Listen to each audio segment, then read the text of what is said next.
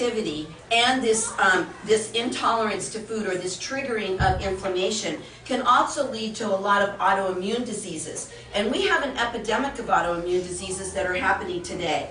And a lot of these are because we are genetically predisposed to gluten intolerance and issues with other foods. And we develop things like Hashimoto's or MS, Crohn's disease, IBS, rheumatoid arthritis, lupus, psoriasis, diabetes, celiac disease. You've probably heard of these. And so what my goal is when a client comes in and I'm working with them is I want to decrease the inflammation in their body, especially through foods, so that we can get them healed up, get them off the medications that they're taking. I'll give you an example of a lot of times that people come in. They've gone to their doctor, they said I have indigestion or I have heartburn. The doctor takes his script out and he writes Prilosec, Nexium, Protonix, some kind of thing to get down the acid. They don't talk about diet. They have 7.5 minutes to work with you. They don't have, an hour to talk to you about how you eat and what you do. So they give you the Nexium and the Prilosec. What happens with that is that the Nexium and Prilosec stop the acid production in your gut. When that happens, you can't break down protein. You just had a nice protein meal of chicken and fish. You can't break down the protein into amino acids, which make serotonin and dopamine. And that is your neurotransmitters that make you feel up and happy. And when people don't have up and happy, they get on antidepressants. So what happens to most people that take these protonics is that within 5 years, they find themselves on an antidepressant.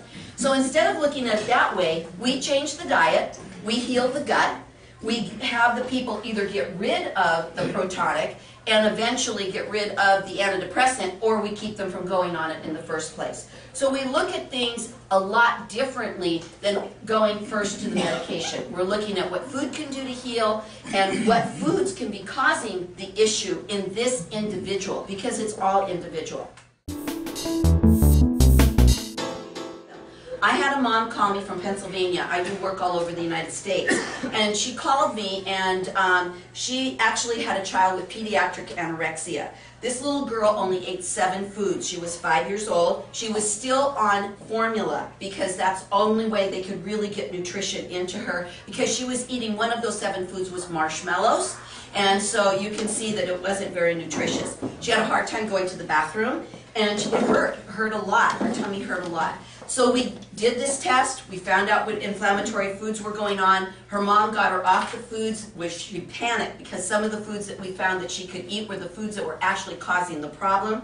I work with a personal chef. He does some things with rice coating, and we were able to make something look like chicken nuggets that was really a healthy chicken nugget, but to her it looked like a McDonald's chicken nugget, and so she was willing to eat it. We took her burger and her lamb, something that she did like to eat, and we would grind up veggies and stick them in there, and then she started working with a food therapist, and this little girl today can eat, some foods, but she's not having all the issues that she had. She's gaining weight and has a much more, a better nutrition program. This person here, he was a college student, and he had Crohn's disease, and he had 18 movements a day. Now, you cannot go to college and have 18 movements a day. You can't do anything with that. And so he was now being offered chemotherapy drugs by his doctor. And his parents did not want him to go on cancer drugs. And so they came to me, we did this test, we got the inflammation out of his body. Today he's back in school, he's functioning, he did not have to take the cancer drugs, he's off of the medications he was on, he's on some supplemental type things that help his digestive system, and he's back functioning as a normal person, which is great. We're never going to get rid of Crohn's, but we've got him functioning normally. A group of people that I also talk with are women that want to become pregnant, and they're having difficulty. One of my recent clients, she was 44 years old. She had spent $8,000 with different holistic physicians that were going to help her with her fatigue and all of her issues that she had. And so when she came to me, she was told by the doctors that she needed to have she needed to get an egg donor, that she no longer could produce the eggs to have a baby. We worked together for almost a year. We got inflammation down in her body. We got the fatigue gone. We got her off She was on antidepressants. We got her off of all of those. Today she's pregnant with her own eggs. She never had to do IVF, IUIs, or any kind of drugs, and she's due in 2 months, and very excited about, you know, the process that we did. A lot of men in the practice that come in, they come to me and in this period of andropause, and their testosterone levels are going down. And that's a natural thing for men to actually have testosterone decrease at the time that they are going through andropause, but it should only decrease to a certain point because men need testosterone to keep their hearts healthy. But what happens is if there's a lot of stress in their life or blood sugar issues, their testosterone starts to drop. And they actually can start to convert testosterone to estrogen, and estrogen is not a protector for men like it is for women. What happens at this point in time in their life is that they do become very unfocused. They don't know what to do with themselves. They have no motivation, and this is not something that they can control. Marriages break up because the wife thinks that he's disinterested in her, and it has nothing to do with other than the fact that he's shifting his hormones. And unfortunately, if he's got a lot of inflammation in the body, it stops his body from making more testosterone, the testosterone he needs at that time in his life, and he ends up becoming a person that women don't want to live with, and marriages dissolve at this time. So I've had a client who came in, he was 70, he wanted to exercise, he wanted to do projects, he still felt like there was a lot of things that he wanted to do, but he had no energy. Woke up in the morning and wanted to just go back to bed. He was so depressed, he started testosterone injections. They weren't helping him. In fact, his testosterone injections were converting to estrogen and causing blood sugar issues.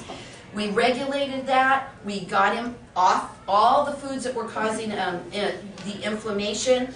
And his comment to me after 2 months of working, "You gave me my life back." He said, "You gave me my marriage back, my ability to exercise, to focus, to function, and to have energy during the day." You'll see that, Hippocrates is somebody that I have on my website. And Hippocrates was the father of medicine. And what he said is that it was long before drugs. It's when they used food. And he said, "Food is thy medicine." And that is, now I worked in allopathic medicine for 30 years. It's not that I don't believe in doctors. I work very well with physicians. And I believe that there is an integration between holistic, more or nutritional type medicine and allopathic medicine. But what we believe is that food can be thy medicine. And that's where I like to start, and then we work to see how many medications we can decrease when people start getting healthier. He also said one man's food is another man's poison. And so basically what that means is you may be able to eat spinach, but the next person cannot because it's causing inflammation in their body. Or you may be able to have chicken and the next person cannot. So we don't know really what foods our body is responding to until we get down and look at the cellular level what is causing inflammation in the body.